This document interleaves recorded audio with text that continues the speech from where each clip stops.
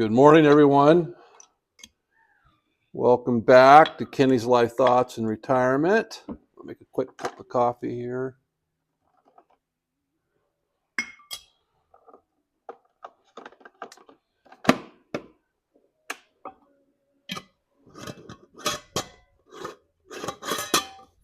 Got a rainy day today. Rain finally came back, but it's not that cold.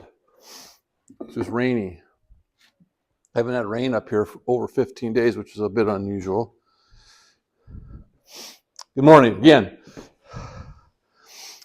Got a fire going. It's nice and toasty. It's about 60 in the shop here, which is pretty comfortable. This time of year, I start to think about, I'd call it a scenario that happened in my younger days when I was in high school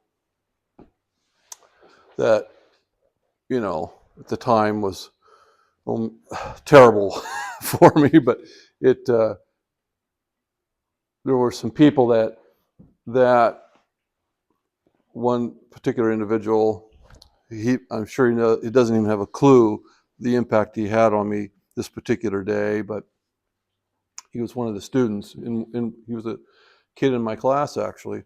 Anyway, I'll back up here. The reason I think about this, it's basketball season, and I spent a fair amount of time going to the home games at the local high school here where I went, because my wife works for the same school district, and she works at this school, and she has to work the games. She's works the home games. Anyway, I like going to the games. I've been to several games in this gymnasium, not only as a fan, but as a parent.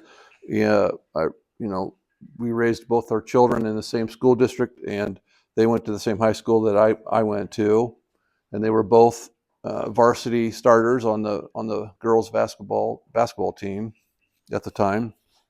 And anyway, been to a lot of games in this gymnasium, and as a matter of fact, we're going to another game. We got one game this week, but I don't think it's at home. I think it's away. But anyway, I think about this time of year because every time I enter this gym, not every time, but most times, I think about my high school days there. And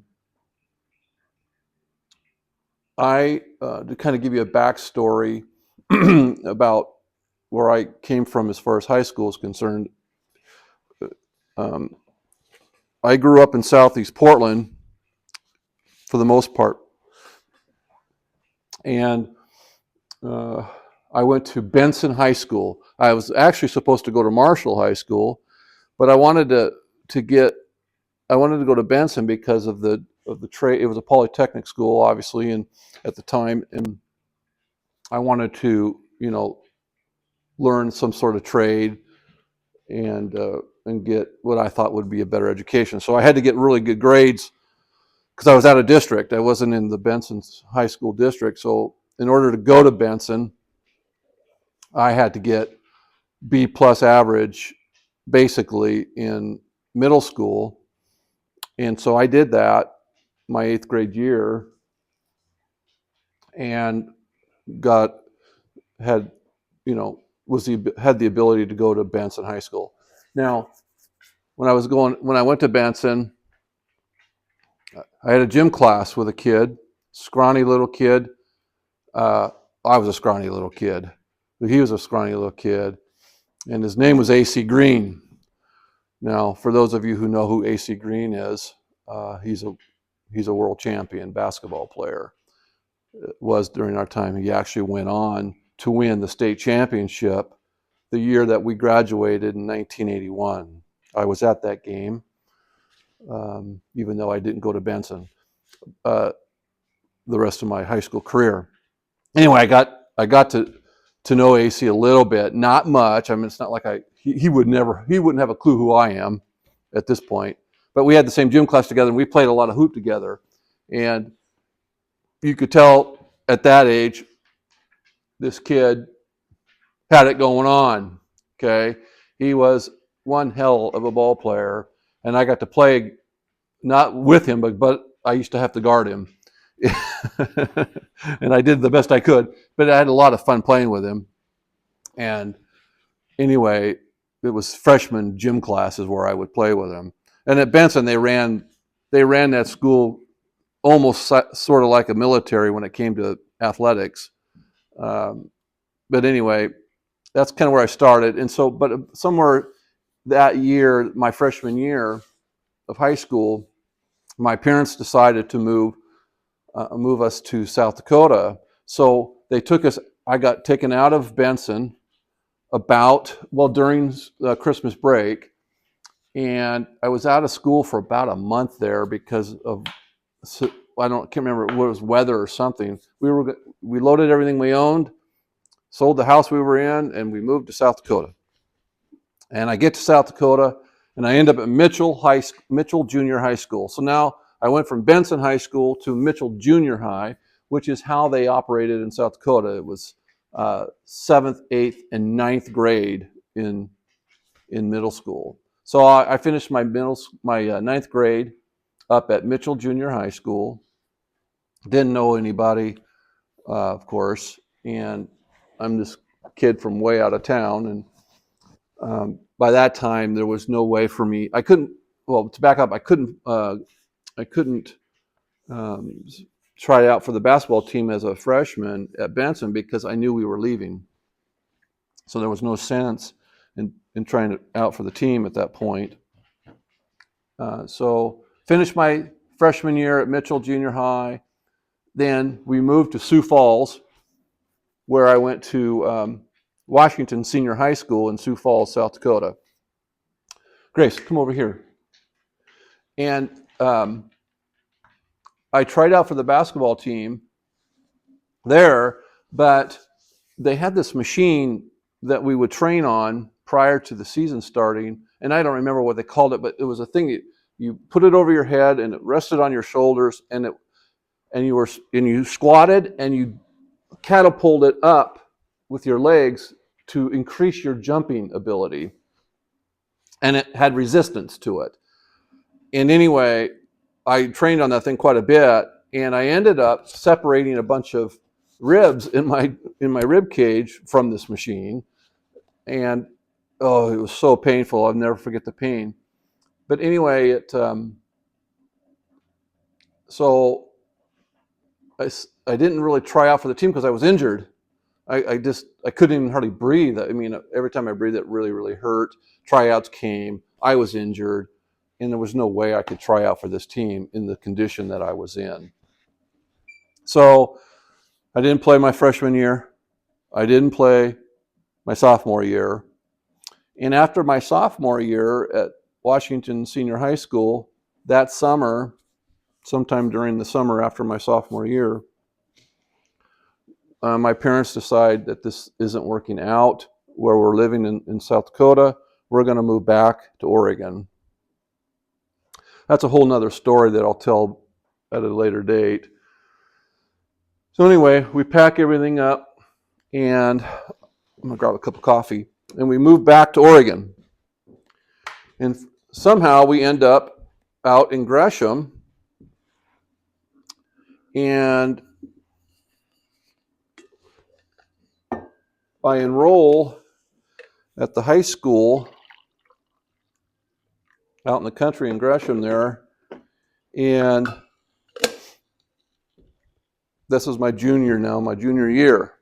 Again, I'm already inherently very, very shy. I don't know.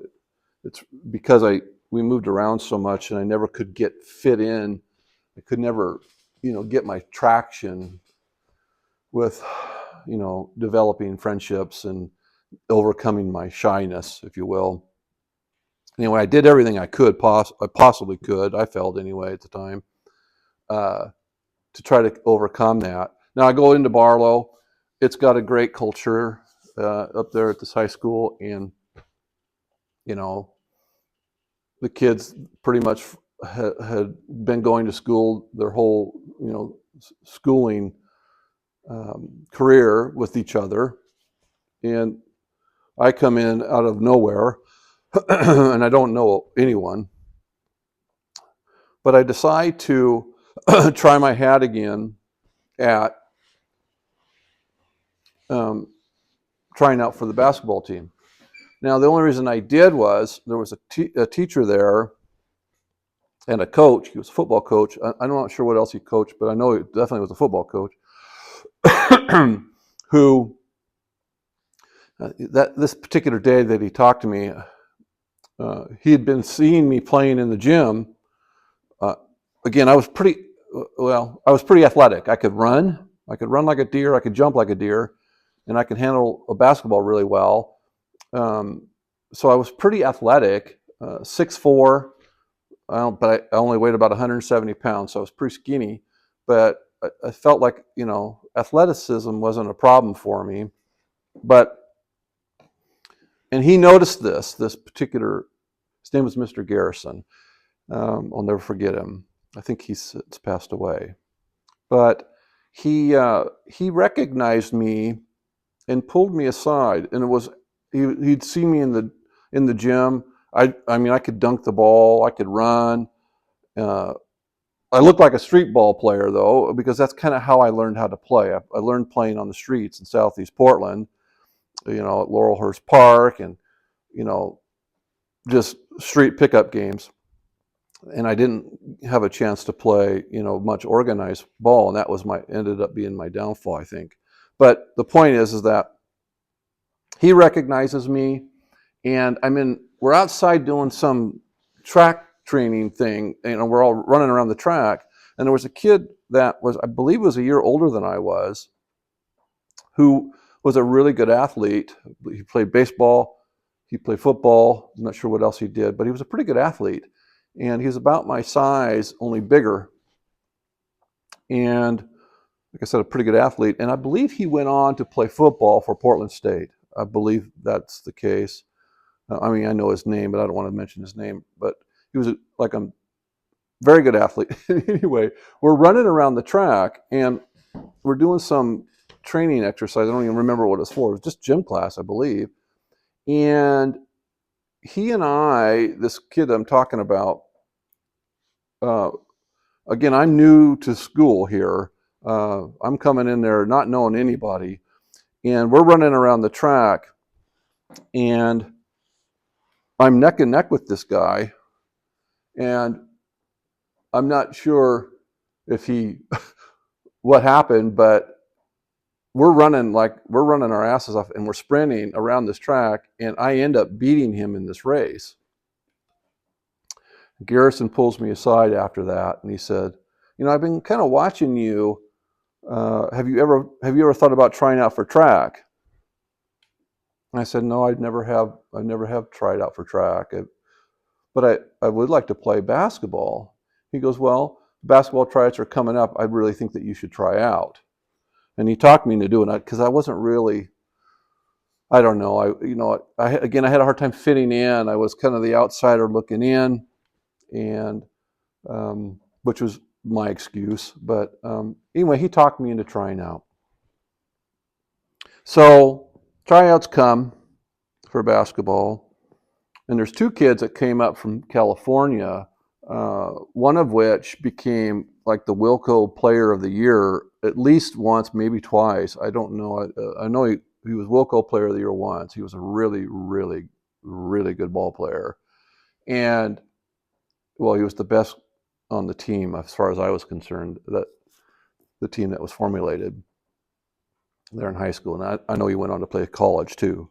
But so I'm trying out for the team. I'm a junior. Don't know squat from Shinola as far as people are concerned. I'm just coming in there. And obviously, I'm athletic. I can run. I can jump. I can handle the ball pretty well. But I lack basketball knowledge, team basketball knowledge. I do lack that. That is a weakness of mine. And at this point, and I'm a junior now, the coaches don't really have a lot of time or patience to have to deal with, I don't think anyway, kids that are my age that don't understand the game as well as they need to. But I make the team. I don't make the varsity team, but I make the JV team as a junior. Now, I think back and I think, well, they were probably trying to get me to quit, because here I am. I think I'm the only junior that's on the team, on the JV team. And they put me on the JV team probably in an effort to try to get me to quit, because I wasn't apparently good enough to play on the obviously I wasn't good enough to play on the varsity team because they didn't put me on the varsity team. So, but they do put me on the JV team, and I go play,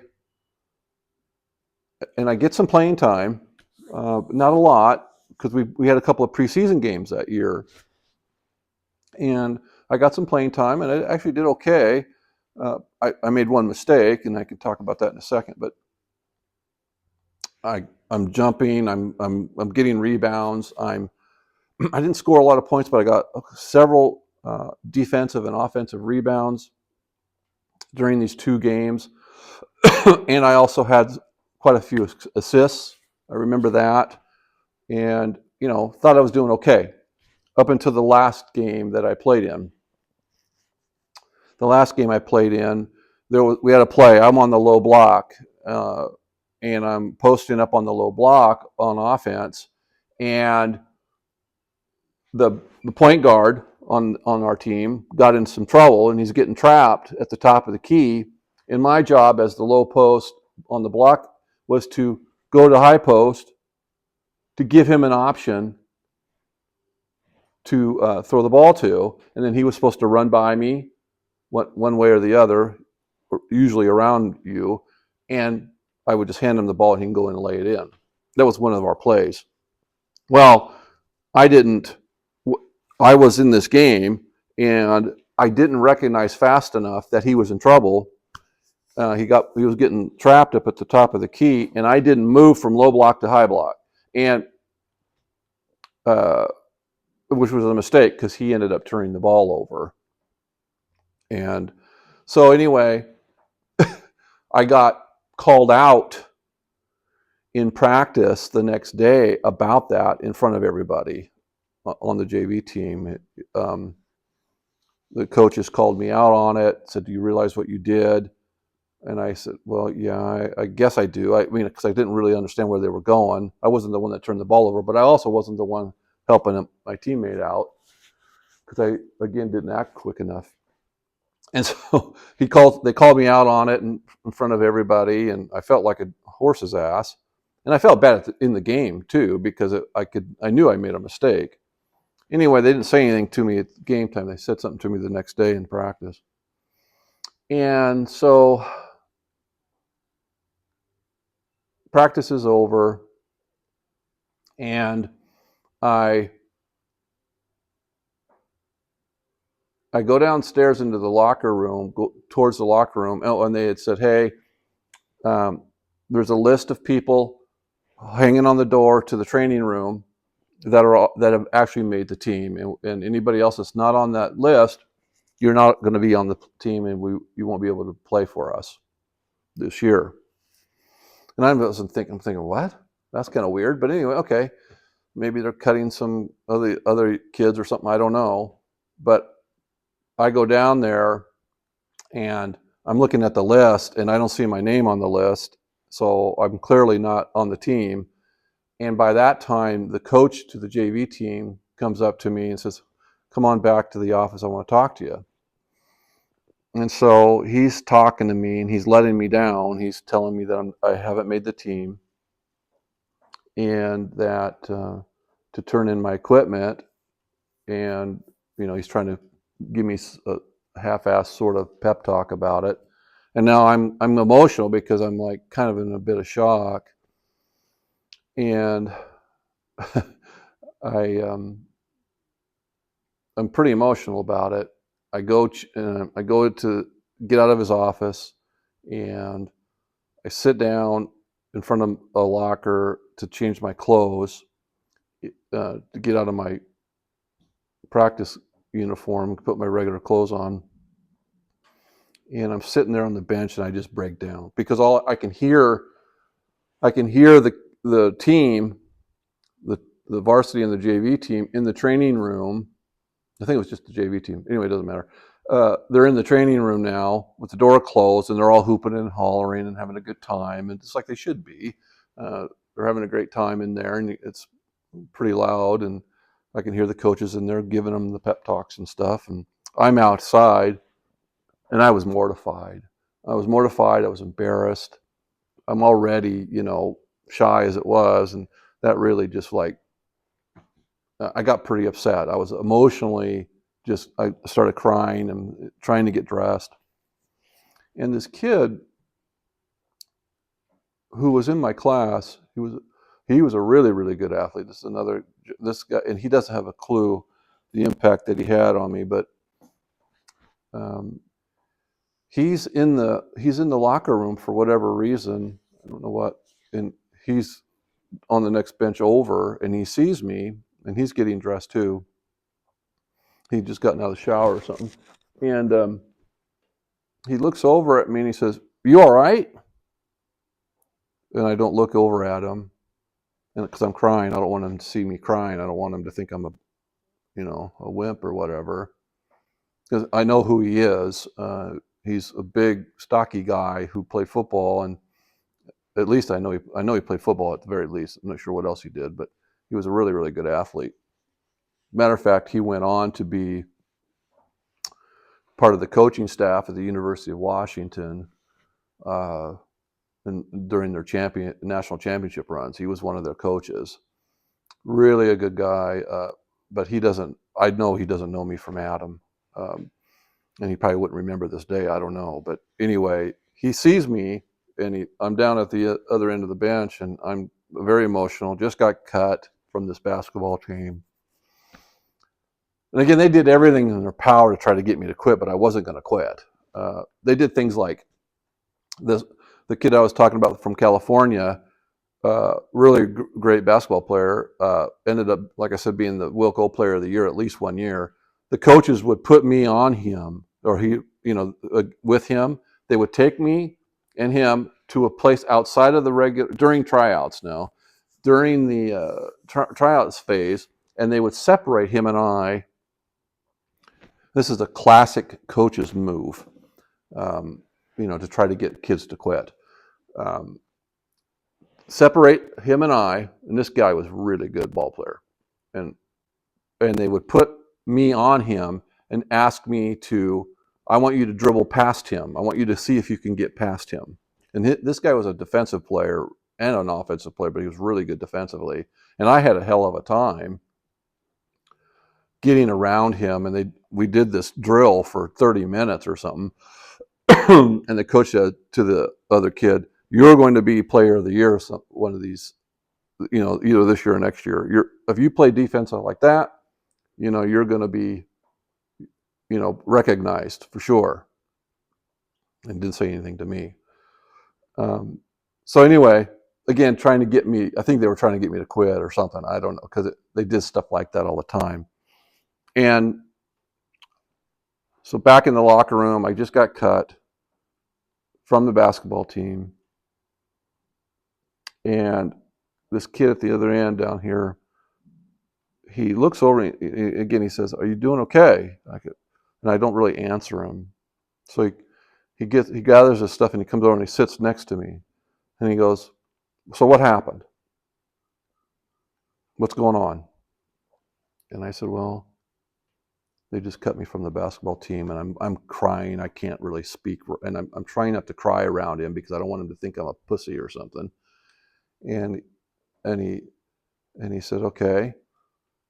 Well, he goes, "The first thing you probably should do is not give them the satisfaction of seeing that you're this upset. Don't give the coaching staff and the rest of the team the satisfaction of seeing you this upset." That's number one. And number two, don't let this moment in time, define who you are as a person, define who you are as a student here, or as an athlete. This is a kid now. We were juniors in high school at the time, and he was like, I was, even though I was so upset, I understood what he was trying to say to me, and it stuck with me throughout my life. Don't let this moment in time define who you are. And at the time, again, I was so upset. It took a while for that to even settle into me. Didn't quite understand it for a long time, but I referred to it often throughout my life. And this kid who he wouldn't know. I mean, I'm sure he does. Maybe he remembers it. I don't know, but he had it. He had this gift. He even at that age, and like I said, he ended up being on the coaching staff, and I believe he's still a coach. I'm not sure. Maybe he's retired by now, but on the University of Washington Husky team, he was one of their coaches there during their championships. So this guy has it going on. He knows what he's doing, and he knows, even at that age, he could see that I was struggling, and he was, helping shore me up, So I'll never forget that as long as I live. And it was, not letting the moment define who I was. And I called my mother and to come get me. She was shocked to hear from me because, normally it was early. And she said, "Well, why are you calling me so early? Your practice already done?" Or, kind of thing. And I go, "No, I'm not. I got booted off the team." She goes, "What?" I got kicked off the team. She goes, "Well, what about the shoes I just bought you?" She had already bought me the team shoe,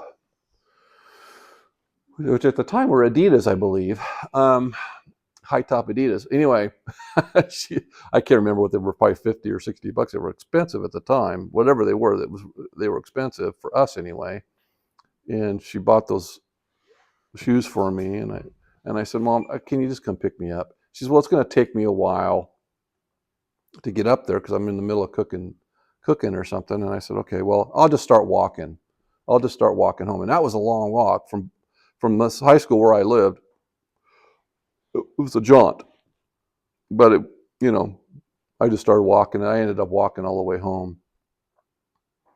And that after practice, after getting kicked off the team.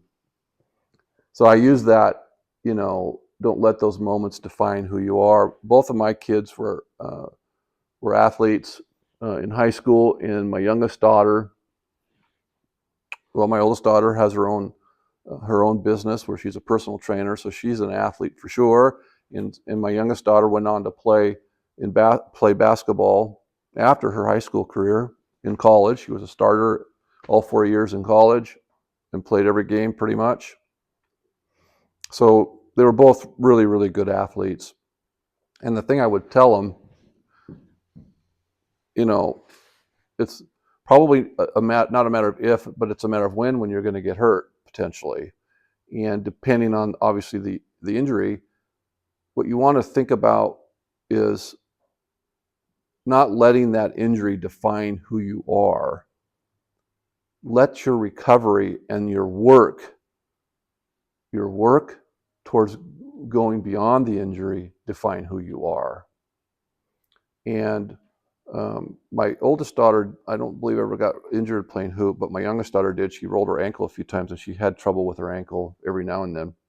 But she worked her ass off to get beyond the injury, whatever injury she had, because she played longer than my daughter did, oldest daughter did, so she had more opportunity to hurt herself. And it was like my biggest fear watching both of them play was, having one of them get hurt real bad. But anyway, I never let on that I was nervous about it. I tried to portray like what I had learned when I got cut from the team, that not to let those moments define who you are. And that's how I worked. That's how I operated in my life. I was never going to give a boss or an owner of a company that usually when I worked for a company, especially later on in my career, I answered to the owners of the company. And I never wanted to give them or anyone else the opportunity to say, that I wasn't doing my job right. So I did everything in my power to not only do my job, but to do it exceptionally well. And I didn't want to give anybody that opportunity, to say that I didn't work hard and wasn't doing my job right. But anyway, it's those lessons you learn, and some of them stick with you. So that one stuck with me for sure. Again, I think about it during this time of year because I'm going into the gym and I'm watching these ball games, and I think sometimes I let that thought go. Oh, I remember that. I know exactly where I was in this gym when they would make me and this other kid who was a great player play against each other one-on-one, away from the rest of the crowd. As to not embarrass me, I don't think too much, but I was certainly mortified and embarrassed, having this kid play against me because he was great and I was not that good. But anyway, that's my story for today. Our Rains are finally back, but don't let those moments in time that may not seem to be, they can be devastating. I was devastated when I got cut from that team. I was devastated and didn't know how to handle it very well. And I'm thankful for this other kid to step in and give me those words of wisdom, even though it took a long time for that to sink in for me. I was pretty young. But yeah, we all get through those things, and not to let those moments define who we are, but what you do about them. And that's the key. As always, be safe and be well, and to make good choices.